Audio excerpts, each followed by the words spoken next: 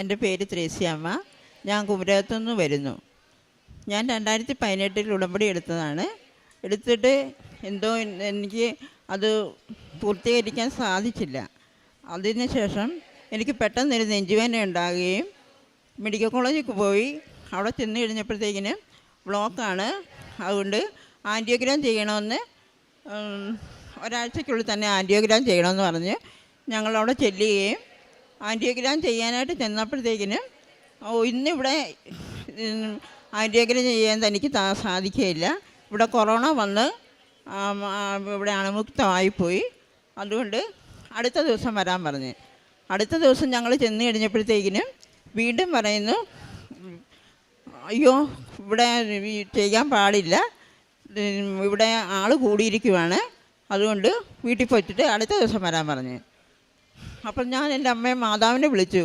എൻ്റെ അമ്മയെ എന്താണ് എനിക്കിതിനെല്ലാം തടസ്സം വരികയുള്ളൂ. അപ്പോൾ എനിക്ക് എപ്പോഴും ശ്വാസം മുട്ടലാണ്. ഇപ്പോഴും എനിക്ക് സംസാരിക്കുമ്പോൾ നേരെ ആയി വരുന്നതേ ഉള്ളൂ, ശ്വാസം മുട്ടലാണ് എനിക്ക്. നിങ്ങൾ പൊക്കോ, നിങ്ങൾ പോയിട്ട് അടുത്ത ദിവസം തന്നെ വന്നാൽ മതിയെന്ന് പറഞ്ഞ് ഞങ്ങൾ അടുത്ത ദിവസം ചെന്നപ്പോഴും ഞങ്ങൾക്ക് ആൻറ്റിയോഗ്രാം ചെയ്യാൻ പറ്റിയില്ല. ഞങ്ങൾ തിരിച്ച് വീട്ടിൽ വന്നു കഴിഞ്ഞപ്പോൾ എനിക്ക് ശ്വാസം മുട്ടൽ കൂടുകയും എനിക്ക് സംസാരിക്കാനും പറ്റത്തില്ല, ഒന്നുമില്ല. അപ്പോൾ ഞാൻ അമ്മ മാതാവിനോട് പ്രാർത്ഥിച്ചു, അമ്മേ എൻ്റെ ഈ ശ്വാസം മുട്ടൽ എനിക്ക് പെട്ടെന്നൊന്ന് മാറ്റി തരുവാണെങ്കിൽ ഞാൻ വീണ്ടും എൻ്റെ ഉടമ്പടി പുതുക്കി അവിടെ ഒന്ന് പ്രാർത്ഥിച്ചേക്കാമേ എന്ന് പ്രാർത്ഥിച്ചു.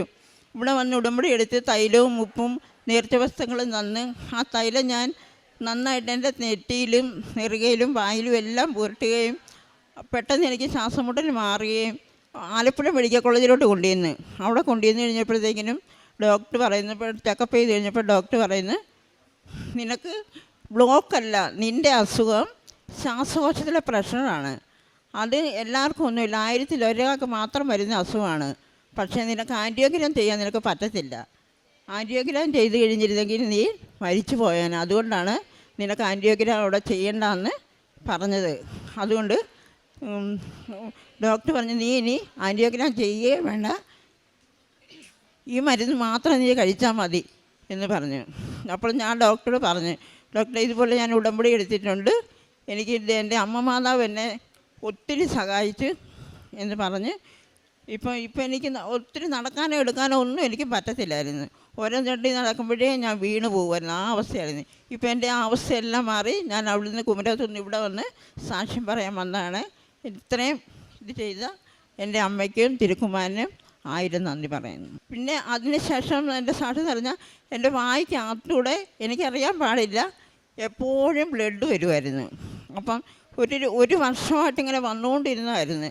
അത് ഞാൻ പെട്ടെന്ന് ഉടമ്പടി എടുത്തതിന് ശേഷം ആ തൈലം ഞാൻ എൻ്റെ വായിലും മോണയിലും എല്ലാം പുരട്ടുകയും ഉടമ്പടി എടുത്ത് 2ാം പക്കം വീട്ടിൽ ചെന്ന് കഴിഞ്ഞപ്പോഴത്തേക്കിനും പെട്ടെന്ന് പിന്നെ എൻ്റെ ആ ബ്ലഡ് പിന്നെ ഇതുവരേക്കും ഞാൻ കണ്ടിട്ടില്ല.